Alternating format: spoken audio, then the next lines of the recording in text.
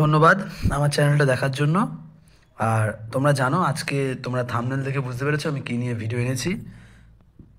আমি আবারও বলছি, তোমাদের জন্য ডেসক্রিপটিভ রাইটিংয়ের প্রচুর ভিডিও আছে, তোমরা শুধু আমাকে একটু সাপোর্ট করো।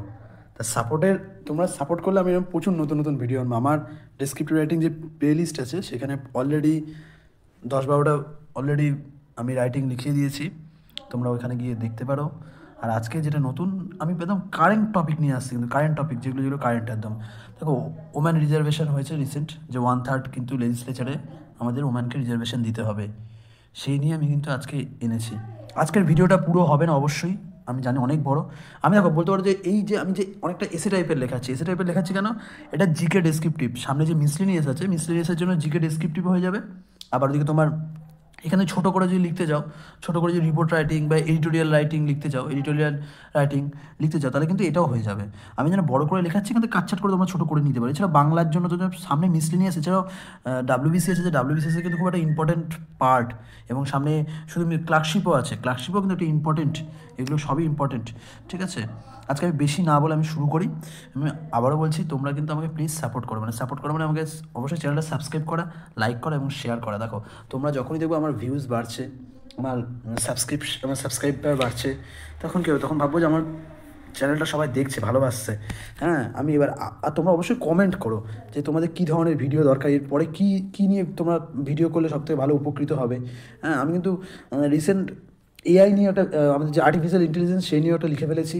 এবং রিসেন্ট আরেকটা টপিক যেটা হলো ডিজিটাল অ্যারেস্ট, ওটা অলরেডি লিখে ফেলেছি। শুধু ভিডিওটা আনা, মানে এডিটিং এসব করা একটা বাকি। তো নিজে প্রথমে লিখতে হয়, কোনো সময় খাতায় লিখি, কোনো সময় মোবাইলে টাইপ করি। আজকে মোবাইলে টাইপ করে এনেছি। দেখ, আমি আর বলি না, শুরু করি। আবার বলি, চ্যানেলটা প্লিজ সাবস্ক্রাইব এবং শেয়ার করো। মণিপুরের এই ভিডিওটা সবাই আমার ডিসক্রিপটিভ প্লেলিস্টে গিয়ে দেখে নাও, সেখানে কিন্তু মণিপুরের পুরো ডিটেলস নিয়ে পুরো ভিডিওটা আছে। জিকে ডেসক্রিপটিভের জন্য তো পারফেক্ট ভিডিও। দেখো, ওম্যান রিজার্ভেশন অ্যাক্ট, এটার বিল নেই, এখন অ্যাক্ট হয়ে গেছে।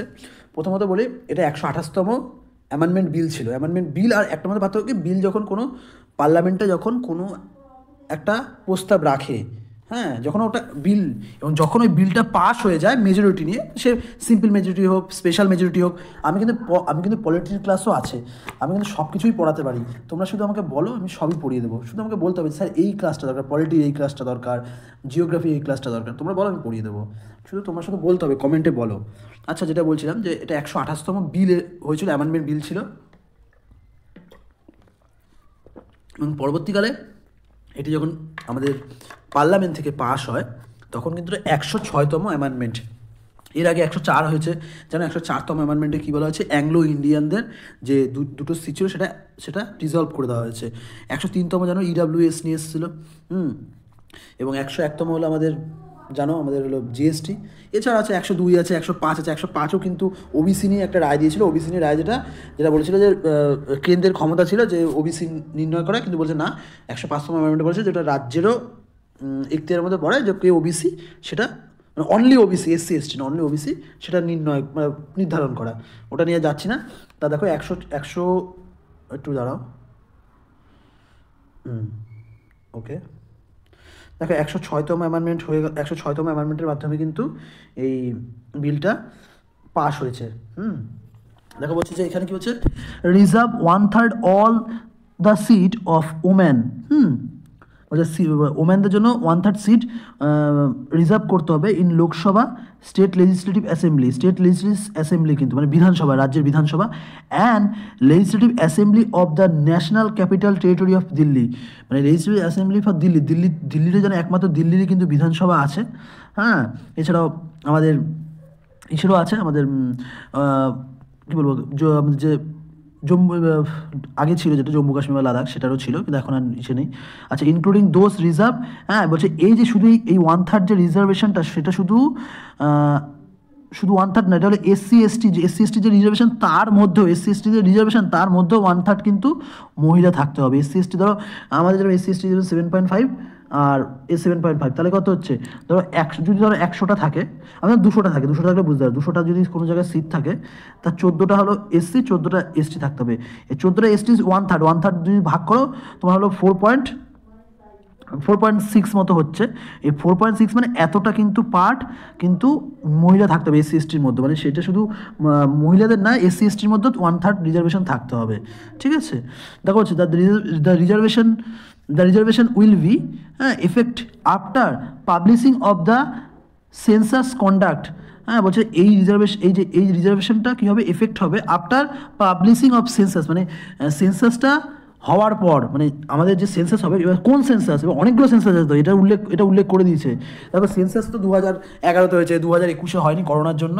তো 2000 কোন সেন্সাসের পরটা হবে, বলছে যে the reservation will be effect after publishing census conduct হবে, হ্যাঁ, census conduct following the act commencement, মানে এই অ্যাক্টটা যে শুরু হলো বা একটা যে আরম্ভ বা ইনিশিয়েট হলো, এই অ্যাক্ট হয়েছে 23 সালের পরে যে সেন্সাস হবে, সেই সেন্সাসের 23 সালের পরে আমরা সাধারণত 26-এ সেন্সাস হওয়ার, যেটা 21-এ সেন্সাস হওয়ার কথা ছিল সেটা 21-এ নয় 26-এ হওয়ার কথা। ওই 26-এ সেন্সাসের পরে কিন্তু এই রিজার্ভেশন একটা 1/3 কিন্তু লাগবেই লেজিসলেচারে। এই একটা কিন্তু অলরেডি মানে রিজার্ভেশনের পর ইফেক্ট হবে এবং এন্ডিওর্স, মানে এবং এইটা শেষ হবে 15 বছর পর পর, এটা শেষ হয়ে যায়, মানে 15 বছর পর পর এটা সেটা শেষ হবে, ঠিক আছে। 15 বছর পর এই যে তোমার রিজার্ভেশন এই ব্যাপারটা এটা শেষ হয়ে যাবে। বলছে উইথ পোটেনশিয়াল, এটা মুছে দিই, উইথ পোটেনশিয়াল এক্সটেনশন, হ্যাঁ, determined by the parliament action. বলছে এইটার একমাত্র ক্ষমতা, মানে এই ক্ষমতা থাকবে পার্লামেন্টে, যে এটা এক্সটেন্ড করবে কি করবে না, মানে পার্লামেন্ট ডিটারমিনেশন করতে পারবে যে এটা এক্সটেন্ড করবে কি করবে না। তারপরে দেখো, হ্যাঁ, 1 মিনিট দাঁড়াও, আচ্ছা দাঁড়াও একটুখানি, এটা লাল আছে, ঠিক আছে। হ্যাঁ, তারপরে দেখো কতটা গেলাম, হ্যাঁ, এবার বলেছে দেখো the rotation of seat allocation. দেখো rotation of seat allocation for women will be governed by parliamentary legislation after each delimitation প্রসেসটা কি, প্রত্যেক 10 বছর পর পর ডিলিমিটেশন প্রসেস হয়। কী জিনিসটা, ধরো আমি বলে দিচ্ছি বুঝিয়ে। ধরো আমাদের যেন পশ্চিমবঙ্গের রাজ্যে 23খানা জেলা আছে, এবার 23খানা জেলায় দিনকে দিন মানুষের সংখ্যা বাড়ছে কি বাড়ছে না, মানুষের সংখ্যা বাড়ছে। এবার হিসাব মতো আছে যে একটা, আমি ঠিক পজিশনটা আমার মনে নেই, ধরো কোনো জায়গায় আছে 10 লাখ হলে একটা বিধানসভা হবে, ওইখানে কোথাও 10 লাখ হলে বিধানসভা। ধরো আমি বলছি কোনো একটা জেলা আছে, জেলার মধ্যে ধরো কোনো একটা জেলার মধ্যে একটা বিধানসভা আছে, সেখানে 10 লাখ হয়ে গেছিলো, তাই ধরো একটা বিধানসভা XYZ একটা বিধানসভা করা হলো। কিন্তু তার 10 বছর পর দেখা গেলো ওখানে আর 10 লাখ নেই, ওখানে প্রায় 20 লাখ হয়ে গেছে। বা ধরো দুটো স্টেট, এখানে 10 লাখ ছিল, পরে পাশের স্টেটে 10 লাখ ছিল, বুঝে দেখো। ধরো এরকম একটা স্টেট আছে, হ্যাঁ, এই এ স্টেটে আছে 10 লাখ, বি স্টেটে আছে 10 লাখ, তাহলে এইটা একটা বিধানসভা হবে, এইটা একটা বিধানসভা হবে। এরকম লোকসভার ক্ষেত্রেও তাই হয়। এবার দেখা গেল 10 বছর পর দেখা গেলো এইখানে এতে 15 লাখ হয়ে গেছে, বিতেও 15 লাখ হয়ে গেছে, তাহলে কি হচ্ছে ব্যাপারটা, তাহলে এখানে 30 লাখ হয়ে গেছে। তাহলে 30 লাখের জন্য তাহলে কি 3খানা বিধানসভা তৈরি করতে হবে। তাহলে ধরো A B C, A 10 lakh, B 10 lakh, C 10 lakh, নতুন একটা বিধানসভা তৈরি হয়ে গেলো। এটাকে করে এটা ডিলিমিটেশন প্রসেসটা করে, কিন্তু এই ডিলিমিটেশন প্রসেসটাই কিন্তু নতুন যে কি হবে, নতুন কটা সিট হবে, নতুন কটা তোমার মানে MLA সিট তৈরি হবে, MP সিট তৈরি হবে, সেটা ডিলিমিটেশন কমিশন তৈরি করে, এটা ডিলিমিটেশন প্রসেস বলে। ডিলিমিটেশন করে প্রতি 10 বছর অন্তর হয়, এরাই প্রসেস। তাই বলছে যে এই rotation of the seat, rotation কেন, ধরো এরকম তো না যে কোনো জায়গায় যদি মহিলা সিট সংরক্ষণ থাকে, ধরো 1/3 বলেছে, সব জায়গায় বলিনি 1/3, আমাদের পশ্চিমবঙ্গে 294টার মধ্যে 1/3, ঠিক আছে, 1/3 294টা সিটের মধ্যে যদি 1/3 সিট সংরক্ষিত হয়, হ্যাঁ 1/3 ধরো এই ধরো 98টা, 1/3 হচ্ছে 98টা সিট যদি সংরক্ষিত হয়, তাহলে 98 সিট যদি একটা নির্দিষ্ট কোনো পার্টিকুলার স্টেট বা জেলা থেকে হয়, তাহলে তো অন্য জেলারা ক্ষুণ্ণ হবে যে ওখানকার ধরো উত্তরবঙ্গের ধরো কোনো জায়গায় জেলা হয়তো এরকম পেয়েছে, বলবো উত্তরবঙ্গের ওরাই মেলা চান্স পায়, দক্ষিণবঙ্গে মেলা চান্স পায় না, বা পশ্চিমবঙ্গের পশ্চিম দিকে মেলা চান্স পায় না, পশ্চিম দিকে পূর্ব দিকে মেলা চান্স পায় না। তাই এইটা রোটেশন হবে, তাই বলছে rotation of the seat allocation, rotation of the seat allocation, হ্যাঁ, উইল বি গভর্ন, এই কীভাবে রোটেশন হবে, এটা গভর্ন করবে কি পার্লামেন্টারি লেজিসলেশন, হ্যাঁ, পার্লামেন্টারি লেজিসলেশনটা এটা গভর্ন করবে, বা পার্লামেন্ট এটা গভর্ন করবে আফটার ডিলিমিটেশন প্রসেসটা বুঝিয়ে দিলাম কী জিনিস ডিলিমিটেশন, ঠিক আছে। এত সুন্দর করে বোঝাচ্ছি তোমাদের, কিন্তু আবারও বলছি অবশ্যই তোমরা আমার চ্যানেলটা সাবস্ক্রাইব করো, শেয়ার করো, ওকে। যারা আমার এই ভিডিওটা দেখোনি তারা ডেসক্রিপটিভ রাইটিং প্লেলিস্টে যাও, গিয়ে এই অপরাজিতা বিল নিয়ে পুরো ডিটেলস আছে, তোমরা দেখে নিতে পারো। আচ্ছা, বলছে ইন দ্য লোকসভা অফ 1952 বা 1952 সালে, হ্যাঁ 1952, ঠিক আছে। বলছে in Lok Sabha 1952 woman accounted for a mere 4%। বলছে যে 1952 সালে ওম্যান কি ছিল, অ্যাকাউন্টেড ফর মেয়ার 4%, শুধুমাত্র 4.4% সিট তাদের ছিল। And this figure has only marginally increase, বলছে খুব সামান্য ইনক্রিজ, মার্জিনালি ইনক্রিজ করেছে, ইনক্রিজ করে কত 14.94, এটা কিন্তু লাগবে। ফলোয়িং 2019 লোকসভা, 2019 যে লোকসভা হয়েছে সে ওমেন রিজার্ভেশনটা 4.4 থেকে কোথায় এসে দাঁড়িয়েছে, 14.94 দাঁড়িয়েছে। মার্জিনালি ইনক্রিজ করেছে না, মার্জিনালি ইনক্রিজ, মেয়ারলি 4.4%, এটা মনে রাখবে, ঠিক আছে। এবং দেখো currently around 15 of the total কি total member, 15% of the total member এই 17তম লোকসভায়, এই 2019 থেকে 2024 যে লোকসভা আছে, সেটার কথা বলছি আমি। 24-এর লোকসভা ভোটের পর বলি, 24-এর লোকসভা সেটা বলছি। বলছে দেখো 15% আছে, মানে 17তম লোকসভার মোট যত মেম্বার আছে, যে 545টা যে মেম্বার আছে, তার 15% ওমেন। হোয়াইল যেখানে ইন দ্য স্টেট অ্যাসেম্বলি, যেখানে স্টেটের যে লেজিসলেটিভ অ্যাসেম্বলি আছে, woman on average constitute 9% of the total member. বলছে প্রত্যেকটা স্টেটের যে অ্যাসেম্বলি যদি করি, প্রত্যেকটা স্টেটের অ্যাসেম্বলির পার্সেন্টেজ যদি করে যদি অ্যাভারেজ করি, ধরো কোথাও আছে কোথাও হচ্ছে 11%, কোথাও হচ্ছে মানে ওই কোনো স্টেটের মোট বিধানসভার 11%, কোথাও মেয়েদের সিট, কোথাও 9%, কোথাও 20%, এইগুলো যদি অ্যাভারেজ করি, তার জন্য বলছে দেখো যে হোয়াইল যেখানে in the state legislative assembly woman on average constitute 9% total member, যেখানে অ্যাভারেজ কত, মেয়েদের সংখ্যা কত, 9%, ঠিক আছে। এত সুন্দর করে কিন্তু তোমাদের বোঝাবে না, আবারও বলছি, আমি সুন্দর করে বুঝিয়ে দিচ্ছি। দেখো ওভারঅল 9% আছে। যারা আমার এই আর্ট অ্যান্ড কালচারের ভিডিওটা দেখোনি, তারা আর্ট অ্যান্ড কালচারের প্লেলিস্টে গিয়ে ভিডিওটা দেখে নাও। এখানে 9খানা ক্লাসিক্যাল ডান্স, হ্যাঁ 9খানা কেন, ছোকে কিন্তু মিনিস্ট্রি অফ কালচার ক্লাসিক্যাল ডান্সের মর্যাদা দিয়েছে, তাই 9খানা এই ক্লাসিক্যাল ডান্সের পুরো ডিটেলস, পুরো অ্যানিমেশন দিয়ে বলা হয়েছে। দেখো বলছে এবার একটু ব্যাকগ্রাউন্ড, এখানে এটা হলো হেডিংটা দিতে একটু ভুলে গেছি, এখানে ব্যাকগ্রাউন্ড হেডিং দিয়ে দেবে, হ্যাঁ, বা প্রি হিস্ট্রি বা ব্যাকগ্রাউন্ড, ঠিক আছে। লেখাটা খুব বাজে হচ্ছে, এটা দাঁড়াও তো একটুখানি, পেনটা একটুখানি খসে পড়ছে।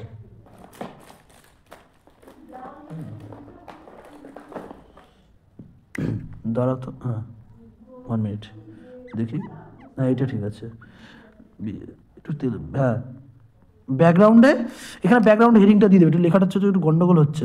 আচ্ছা বলছে দেখো প্রি ইন্ডিপেন্ডেন্ট কি ছিল, গল্পটা বলি। ওটা কিন্তু ইন্ডিপেন্ডেন্ট পর 52 সালে 4% ছিল, 4.4%, মেয়ারলি 4.4% ছিল, সেটা 14.94 এসে দাঁড়িয়েছে এখন। বলছে under Montagu Chelmsford reform woman are given to right to vote. এর আগে কিন্তু মন্টেগু চেমসফোর্ড রিফর্ম কম হয়েছিল 1919 সালে। 1919 সালের আগে, হ্যাঁ, মেয়েদের কিন্তু ভোট দেওয়ার অধিকার ছিল না। এই যে দেখা হচ্ছে যে রিফর্ম ওম্যান আর গিভেন, ওম্যানকে দেওয়া হয়েছিল রাইট টু ভোট। হাউএভার যাই হোক না কেন, this right to vote for woman is, এটা মুছে দিতে দাও, this right to vote for woman, হ্যাঁ right to vote for woman are not under universal adult franchise. হ্যাঁ বলছে ইউনিভার্সাল অ্যাডাল্ট ফ্র্যাঞ্চাইজির মাধ্যমে কিন্তু দেওয়া হয়নি। হ্যাঁ মানে ইউনিভার্সাল অ্যাডাল্ট ফ্র্যাঞ্চাইজিটা কি, আমাদের জন্য ইউনিভার্সাল অ্যাডাল্ট ফ্র্যাঞ্চাইজি আছে কেন, আমরা কিন্তু 18 বছর হলে যে কেউ গিয়ে ভোট দিতে পারি। যদি ওইটা ব্যারিয়ার থাকে, যে কেউ গিয়ে যদি ভোট না দিতে পারে সে, হ্যাঁ তখন কিন্তু ইউনিভার্সাল অ্যাডাল্ট ফ্র্যাঞ্চাইজি, ইউনিভার্সাল মানে কি সবাই, অ্যাডাল্ট সাফারেজও বলবো, ফ্র্যাঞ্চাইজি বলতে পারো। হ্যাঁ অ্যাডাল্ট কেন, যে যাদের অ্যাডাল্ট হয়ে যাচ্ছে তাদের ইউনিভার্সাল, সবাই যাদের অ্যাডাল্ট হয়ে যাবে তারা সবাই ভোট দিতে পারবে। সে সময় কিন্তু ছিল না, মহিলারা যে অ্যাডাল্ট হলেই ভোট দিতে পারবে, 18 বছর হলেই ভোট দিতে পারবে এরকম ছিল না। বলছে ইনসিস্ট, তার বদলে কি insist the right to vote of woman, right to vote of woman মানে ওম্যানের ভোটের রাইট ওয়ার কি রেস্ট্রিক্টেড ছিল টু বলছে to a group of man, বলছে গ্রুপ অফ ম্যানের মধ্যে, যাদের মানে সেই সব বাড়ির মহিলা বা সেই সব মহিলারাই ভোট দিতে পারবে যারা যেসব মানে গ্রুপ অফ ম্যানরা who are classified on base of education, যাদের ভালো এডুকেশন আছে, ধরো কারোর ভালো এডুকেশন আছে, সে মহিলা বা তার কোনো ধরো ওই কোনো একটা বাড়ির লোক খুবই শিক্ষিত, সে বাড়ির তার মা, মেয়ে বা বউ এরা ভোট দিতে পারবে, বা মেয়েটা যদি শিক্ষিত সে তারা ভোট দিতে পারবে, ঠিক আছে? হ্যাঁ, তারপরে প্রপার্টি, যদি খুব অনেক প্রপার্টি থাকে, সম্পত্তি থাকে, তারা ভোট দিতে পারবে। অথবা যদি ট্যাক্স পেইড হয়, হ্যাঁ ট্যাক্স পেইড, আর দেখো পেইড অ্যাজ এলিজিবল ভোটার, হ্যাঁ বলছে ট্যাক্স পেইড হলে তারা কিন্তু এলিজিবল ভোটার ছিল, মানে তখনকার মেয়েরা অধিকার পেলে, সব মেয়েরা অধিকার পায়নি। ইউনিভার্সাল অ্যাডাল্ট ফ্র্যাঞ্চাইজি ছিল না, ইউনিভার্সাল অ্যাডাল্ট সাফারেজ ছিল না। হ্যাঁ, সে সময় ইনসিস্ট কী ছিল, ভোটটা দেওয়া হতো শুধু ভোট, বলছে যে right to vote of woman are restricted two a group of people, কোনো একটা গ্রুপের মধ্যে রেস্ট্রিক্টেড ছিল, যারা এইগুলো ছিল, যাদের যাদের শিক্ষাগত যোগ্যতা ছিল, যাদের প্রচুর জমি ছিল, যারা ট্যাক্স দেয়, তারাই শুধু ভোট দিতে পারতো। Under the government of India act 1935 provide for a separate electoral electorate for depressed backward class which included scheduled caste and women। বলছে 1935 সালে, দেখো 1909 সালে কী হয়, হিন্দু মুসলমান ভাগ হয়, তারপরে 1919 সালে এরকম অধিকার দেওয়া হয়। হ্যাঁ, কিছু কিছু শিখ মিখ একটু ভাগ হয়ে যায়, তখন 1919 সালে শিখরা একটু ভাগ হয়, শিখরা আলাদা ইলেকট্রাল চায়। এবং 1935 সালে কী হয়, ডিপ্রেস ক্লাসের মধ্যেও কিন্তু ভাগাভাগি করে দেয়, ডিপ্রেস ক্লাস এবং মেয়েরাও আলাদা করে ভোটে দাঁড়াবে। দেখো সেপারেট ইলেকট্রেট, মানে শুধু মেয়েরাই মেয়েদের ভোট দিতে পারবে, এরকম একটা দাঁড়ায়। হ্যাঁ, সেপারেট ইলেকট্রেট বলছে যে দেখো শুরু হয়। তাহলে বুঝতে পারলে এই যে এখন যেটা বলা হচ্ছে যে ওম্যান রিজার্ভেশন, সেটা এখন তৈরি হয়নি, প্রথম দিকে আস্তে আস্তে, এটা আস্তে আস্তে একটা মানে বলবো এটা একটা গ্র্যাজুয়ালি প্রসেস, যেটা আস্তে আস্তে কী বলবো, আস্তে আস্তে মডিফাই হচ্ছে, আস্তে আস্তে ডেভেলপড হচ্ছে। প্রথমে মেয়েরা ভোটের অধিকার পেলো, তারপরে আস্তে আস্তে মেয়েরা আলাদা ইলেকট্রাল পেলো এই 1935 সালে। এই ব্যাকগ্রাউন্ডটা কিন্তু তোমাদের বলতে হবে, ঠিক আছে? This enable reservation seat of the woman in legislative, এইটাই কিন্তু মেয়েদের রিজার্ভেশনের যে প্রসেসটা, সেটা এনেবল করে দিচ্ছে। দেখো this enable reservation of seat for woman in legislature, তাহলে ওম্যানদের যদি আলাদা করে লেজিসলেচার তৈরি হয় বা আলাদা ইলেকট্রাল রোল তৈরি হয়, যেখানে শুধু মেয়েরাই ভোট দাঁড়াতে পারবে ভোটে, তাহলে ওখানে মেয়েরা জিতে আসবে, ওরা ওই লেজিসলেচারে যেতে পারবে। তাহলে সেখান থেকে কিন্তু মানে প্রভিশনটা শুরু হয়েছিল, পরে আস্তে আস্তে কমে গেছে।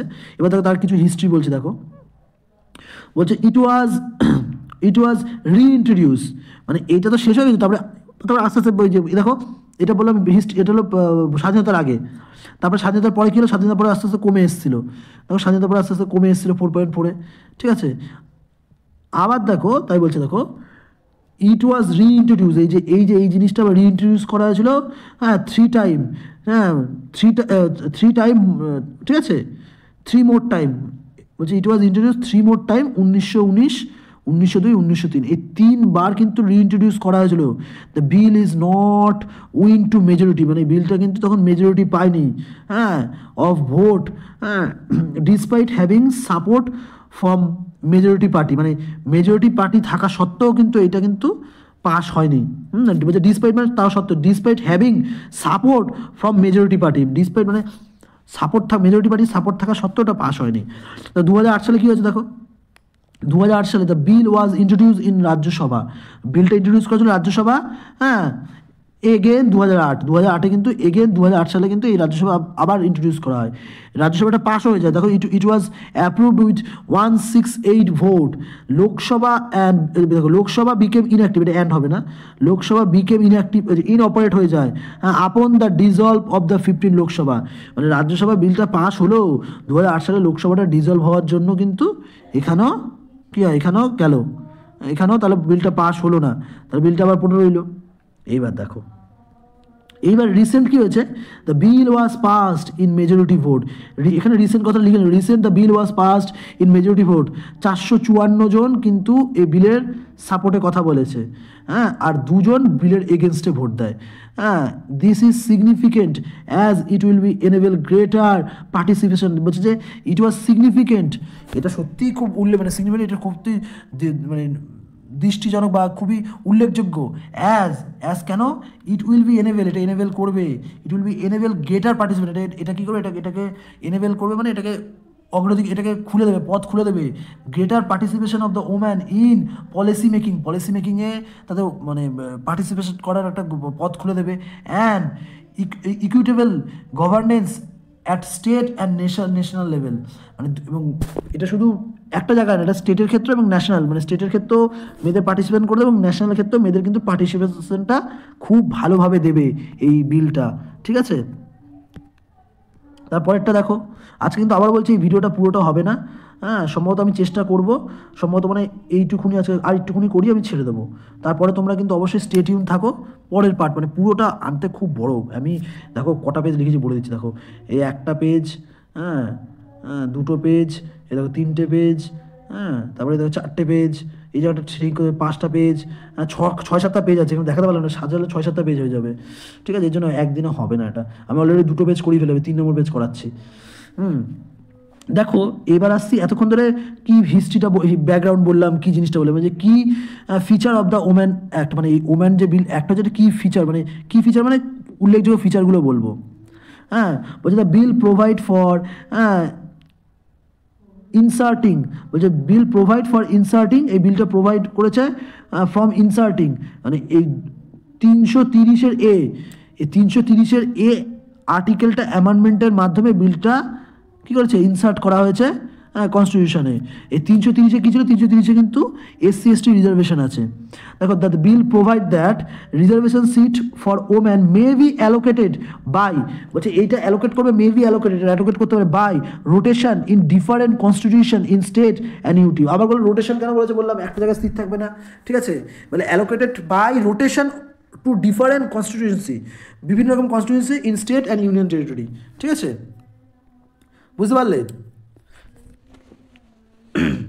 আচ্ছা পরেরটা যাই, দেখো পরেরটা কি বলেছে, দেখো একটুখানি, আচ্ছা এবার দেখো তারপরেরটা, দ্য বিল ইন্ট্রোডিউস, দেখো এটা হলো 330-এর এ, যেখানে 330-এর কী বলছে SC/ST রিজার্ভেশন, সেখানেও এই বিল অ্যামেন্ডমেন্ট করে কেন হয়েছে, কেন মানে শুধু আমি একটু আগে বললাম না SC/STর মধ্যে 1/3 SC/ST যে সিট ছিল তারও 1/3 কিন্তু মেয়েদেরই নিতে হবে, মানে SC/ST মেয়েদেরই ওখানে নিতে হবে, তার জন্য এই 330-এর এটা অ্যামেন্ডমেন্ট হয়েছে। এবার বিল ইন্ট্রোডিউস 332-এর এ, 332-এর এতে স্টেটে যে আমাদের লেজিসলেটিভ অ্যাসেম্বলি আছে, যে স্টেটে দেখো which mandate reservation of seat for women in every state assembly, এইটা কি ম্যান্ডেট করেছে, reservation seat for woman in every legislative state legislative assembly, additional 1/3 of seat, এটা ভালো করে দেখো, additional 1/3 of the seat reserve for, বলছে addition, এবং তার সঙ্গে 1/3 seat of seat reserve of SC/ST, মানে SC/STর 1/3 সিট রিজার্ভ করা হবে, must be allocate for woman, SC/STর 1/3 সিটও কিন্তু অ্যালোকেট করা হবে ওম্যানদের, ঠিক আছে। এবং তার সঙ্গে কী হচ্ছে দেখো, এখানে কিন্তু এইগুলো খুব ইম্পর্টেন্ট, কটা কোন আর্টিকেল অ্যামেন্ডমেন্ট হয়েছে, তার সঙ্গে আর একটা আর্টিকেল অ্যামেন্ডমেন্ট হয়েছে 334-এর এ, দেখো বলছে ইনক্লুডিং এ সানসেট প্রভিশন, আস্তে আস্তে মেয়েদের পার্টিসিপেশন কম ছিল, তার জন্য ইনক্লুড করেছে একটা সানসেট প্রভিশন, মানে কি যে ডুবে যাওয়া সূর্যের একটা প্রভিশন, সেটাকে ইনক্লুড করা হয়েছে। That will be gradually end in affirmative action policy after 15 year, বলছে যেটা গ্র্যাজুয়ালি আস্তে আস্তে এই অ্যাফার্মেটিভ অ্যাকশনটা আস্তে আস্তে শেষ হয়ে 15 বছর পর, এই যে ডুবে যাওয়া সূর্যটাকে ইন্ট্রোডিউস করা হলো এবং এটা আস্তে আস্তে 15 বছর পর অ্যাভলিস্ট হয়ে যাবে। এটা কিন্তু 334-এর এতেও কিন্তু এই ওম্যানদের যে রিজার্ভ হবে সিট, সেই ব্যাপারে কথা বলে থাকে, ঠিক আছে। এই 3টে প্রভিশন কিন্তু আমাদের লিখতেই হবে। এবার দেখো রিজার্ভেশন বলছে, দেখো এবার কি পয়েন্ট কী দেখো, বলছে রিজার্ভেশন ওম্যান, বলছে দেখো horizontal reservations, horizontal woman's reservation, horizontal কেন, হরাইজন্টাল দেখো একটা আছে ভার্টিক্যাল, এই যে আমরা কখন লিখি হরাইজন্টাল মানে এরম যদি হয়, হ্যাঁ হরাইজন্টাল, আর ভার্টিক্যালকে যদি এরম হয়, তো হরাইজন্টাল বলছে কেন, দেখো অলরেডি ধরো SC, এখানে ধরো SC, এখানে ধরো ST, ধরো আমি বলছি তুমি একটা যখন এই যে মিষ্টি আছে, এটা ভালো করে বোঝো, আমি একটা পেজ নিই তাহলে বুঝতে পারবে, ধরো এখানে একটা মিষ্টি আছে, এই মিষ্টিটাকে যখন তুমি ভালো করে বোঝো, দাঁড়াও কেটে দিয়ে আগে, এর একটা মিষ্টি আছে, মিষ্টিটা প্রথমে কেরম করে ভাগ করলে, ধরো বললে যে দেখো এটা জেনারেল খাবে, এটা SC খাবে, এটা ST খাবে, এটা OBC খাবে, তাহলে এটা জেনারেল জি লিখলাম, এটা SC, এটা ST, এটা OBC খাবে, ঠিক আছে, এরকম করে ভাগ করবে। কিন্তু এবার তো হয়ে গেল, এবার SC/ST মানে হরাইজন্টাল করবে, দেখো এই পুরো অংশটা তো SCর, এই পুরো অংশটা STর, এইবার যদি আমি যদি এরম করে ভাগ করি, এরম করে ভাগ করি, দেখো নতুন করে নতুন করে এখানে ধরো 100 জন ছিল, 100 জনের মধ্যে তো ভাগ হয়ে গেল অলরেডি। যদি এরম করে ভাগ করি তাহলে এই ভাগটা কার মধ্যে যাচ্ছে, এই ভাগটা কিন্তু এর পার্ট থেকে চলে যাচ্ছে।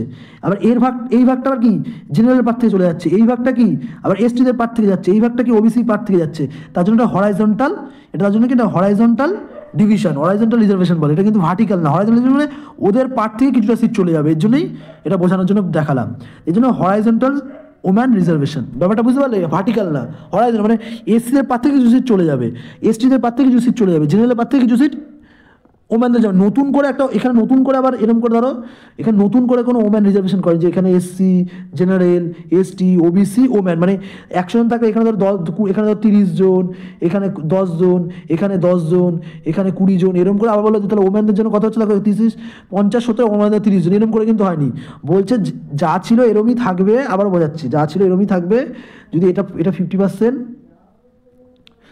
হ্যাঁ এটা যদি 27% হয় তাহলে এই দুটো মিলিয়ে, হ্যাঁ 13%, এটা ধরো 14, দুটো মিলিয়ে তাহলে এটা 7%, হ্যাঁ তাহলে এটা 7%, 14% মতো হচ্ছে, তাহলে এরকম হতে হবে। এটা 49 হয় সাধারণত, তাহলে এরকম হতে হবে। এবার যদি তাহলে নতুন করে কোনো ভাগ হয়, তাহলে এইখান থেকে 7% থেকে 3% চলে যাবে এসসি ইসের জন্য। এটা আবার বলছে হরাইজন্টাল, ভার্টিক্যাল না।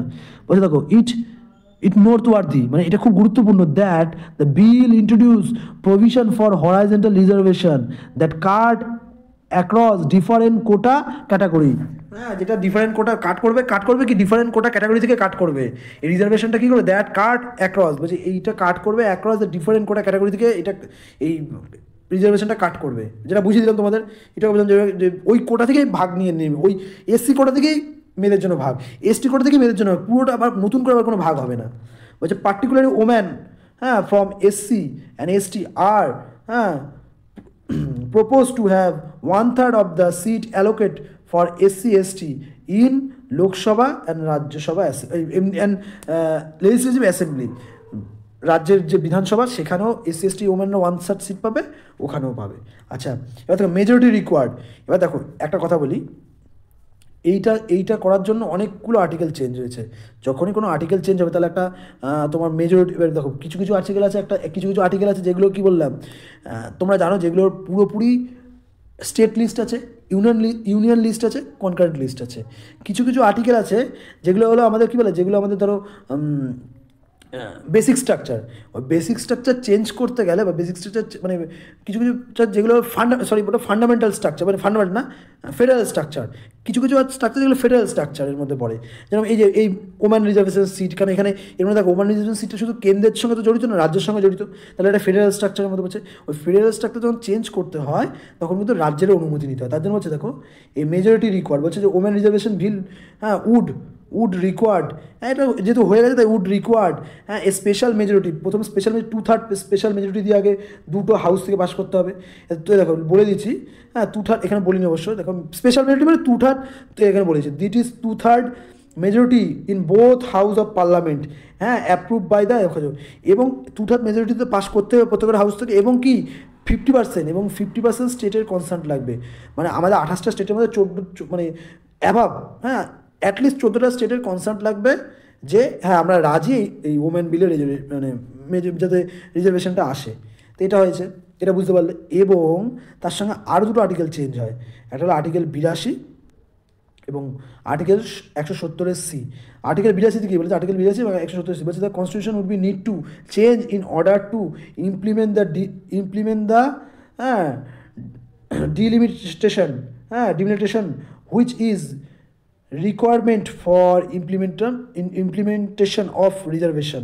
হ্যাঁ যদি এই ডিলিমিটেশন কমিশনের সঙ্গে কিন্তু 82 আর্টিকেল, এটা কেন্দ্রের সঙ্গে জড়িত, আর 170C রাজ্যের সঙ্গে ডিলিমিটেশন কমিশনে জড়িত। আমি আগে বোঝালাম ডিলিমিটেশন কমিশনটা কি, আগেই বুঝিয়ে দিয়েছি, ঠিক আছে, এটা জড়িত। তাহলে ওইটাকেও প্রভিশনটাও চেঞ্জ করতে হবে। এবং তার সঙ্গে তোমরা জানো পঞ্চায়েতে কিন্তু আর্টিকেল 143D আছে কিন্তু ওম্যান রিজার্ভেশন নিয়ে আছে, মানে SC/ST ওম্যান রিজার্ভেশনের কথাটা যুক্ত আছে, ঠিক আছে। এবং পিরিয়ড অফ দ্য রিজার্ভেশন বলছে, এই পিরিয়ড অফ দ্য রিজার্ভেশন কি 15 বছর, যেটিকে বললাম after being implementation the law will be remain effect for 15 years. মানে এই লটা হ্যাঁ কোনো ল প্রথমে যখন আনা হয় তখন বলে 15 বছর 10 বছরের জন্য, কেন আস্তে আস্তে যখন মেয়েদের মধ্যে অ্যাওয়ারনেস হয়ে যাবে তখন মেয়েরা এমনি দাঁড়াবে। এখন মেয়েরা যেহেতু ভোটে দাঁড়াচ্ছে না, ভোটে যেহেতু দাঁড়াচ্ছে না, মেয়েদের যেহেতু পার্টিসিপেশন নেই এই মানে তোমার লেজিসলেচার বা মানে কী বলবো পলিটি মানে কি মানে রাজনীতিতে যেহেতু পার্টিসিপেশন নেই, তাই মেয়েদের অ্যাওয়ারনেস বাড়ানোর জন্যই এই রিজার্ভেশন সিস্টেমটা আনা হচ্ছে। যেই অ্যাওয়ারনেস হয়ে যাবে তখন মেয়েরা নিজে থেকেই এই পলিসি মেকিংয়ে এসে দাঁড়াবে, পাশে দাঁড়াবে এবং রাজনীতিতে নামবে। তার জন্য এটা 15 বছর অবধি কিন্তু মানে সীমাবদ্ধ থাকবে। এবং দেখো for a period is determined by the parliament. এটা পরবর্তীকালে আরও এক্সটেন্ড হবে কি হবে না এটা পার্লামেন্ট ডিটারমিনেশন করবে বা ডিটারমাইন করবে। হ্যাঁ, এটা একটা হাস্যকর ব্যাপার, পার্লামেন্ট ডিটারমাইন করে, পার্লামেন্ট আর কোনোদিনও মানে সেই করবে না হয়তো। ছাড়া ওটার পরের কথা, ওঠাবেই না। আচ্ছা, পরের কথা এবার বলছে দেখো রোটেশন অফ দ্য সিট কেন বললাম, বলছে যদি এই যে আবার বললাম একটা জায়গায় যদি ওইখান থেকে সারা বছরই যদি ওম্যান যদি সিট রিজার্ভ হয়ে থাকে, বললাম কি আমাদের 294টার মধ্যে যদি হয় 98টা সিট রিজার্ভ হবে, 1/3 যেহেতু। এবার এইটা কি এই 98টা সিট, তাহলে বাদ বাকি সিটগুলো তো ওম্যান হচ্ছে না, তাহলে এইখানে যারা ছেলে তারা বঞ্চিত হচ্ছে। তার জন্য যাতে সব জায়গায় যাতে, এবং ধরো এই আর বাদ বাকি যে সিটগুলো এই 98টা বাদে বাদ বাকি যেখানকার সিটগুলো সরি এই 98টা বাদে যে আর 196টা জায়গার যে সিট, ওখানকার যে মেয়েরা তো দাঁড়াতেই পারছে না। শুধু 98 জায়গার মেয়ে, 98 জায়গা বিধানসভায়, আমি শুধু রাজ্যেতে বোঝাচ্ছি, 98টা বিধানসভায় মেয়েরা দাঁড়াতে পারবে, কিন্তু 196টা জায়গার মেয়েরা তো দাঁড়াতে পারবে না। তাহলে যদি এটা যদি ফিক্সড হয়ে যায় যে এখানকার মেয়েরা দাঁড়াবে, তাহলে অন্য জায়গার মেয়েরা বঞ্চিত হচ্ছে। তার জন্য রোটেশন করা হবে। আজ এই জায়গায় তার পরের বিধানসভায় এই জায়গায় মেয়েরা দাঁড়াবে, তারপরে পরের বিধানসভায় এই জায়গায় মেয়েরা দাঁড়াবে। এবার হচ্ছে তাহলে দেখো seat reservation for woman will be rotated, হ্যাঁ, after each delimitation as per law made by the parliament. বলছে ডিলিমিটেশনের পর, হ্যাঁ, এইটা রোটেট করা হবে পার্লামেন্টের অ্যাক্ট অনুযায়ী। পার্লামেন্ট যে অ্যাক্ট দেবে সেই হিসেবে রোটেশন করা হবে। তাহলে প্রত্যেক জায়গায় মেয়েদের পার্টিসিপেশন ইকুয়াল হবে এবং প্রত্যেক জায়গার মেয়েরা অ্যাওয়ার হবে যে আমাদেরও কিন্তু পলিসি মেকিংয়ে বা রাজনীতিতে আমাদেরও একটা জায়গা আছে। কেন যদি অ্যানসিয়েন্ট হিস্ট্রি দেখো, ওখানেও মেয়েরা কিন্তু সমান অধিকার পেত। আজ আমি এইটুকুনি রাখছি, এরপর অনেক বড় জিনিসটা বলতে গেলে আচ্ছা প্রায় 0.5 ঘন্টা হয়ে গেল, এরপরে বলতে গেলে আরও বড় হয়ে যাবে। দেখেছো এত অনেক আছে। এই পরের দিন আমার একদিন লাগবেই এটা বলতে, ঠিক আছে, একদিন লাগবেই। আমি পরের দিন হয়তো একটু বেশি হলে আমি শেষ করে দেবো। পরের দিন কিছু না, পরের দিন আছে বেনিফিট, কী কী বেনিফিট আছে, বেনিফিট কী চ্যালেঞ্জেস আছে, কী চ্যালেঞ্জেস আমরা মানে এই যদি এই ওম্যান রিজার্ভেশনটা করে থাকে কী চ্যালেঞ্জ, এবং তার ওয়ে কী করে আমরা এইখান থেকে গেট আউট অফ মানে মুক্ত হব, হ্যাঁ, এবং তারপরে আসে কনসিকুয়েন্স, কী কনসিকুয়েন্স, ঠিক আছে। আর কিছুই না, এটা হয়ে যাবে আশা করি। ঠিক আছে, এইটুকুনি থাকুক। ওকে, আবারও বলছি তোমার চ্যানেলটা অবশ্যই সাবস্ক্রাইব করো, শেয়ার করো, এইটুকুনি বলবো। হ্যাঁ, তোমরা অবশ্যই চ্যানেলটা সাবস্ক্রাইব করো, শেয়ার করো, এইটুকুনি বলা, আর কিচ্ছু নেই বলার। হ্যাঁ, তোমরা অবশ্যই আমাকে ভালোবাসলে আমি তোমাদের ভালোবাসা অবশ্যই গ্রহণ করবো। তোমরা যদি ভালোবাসো আমি অবশ্যই নতুন ভিডিও আনবো। ওকে, বাই।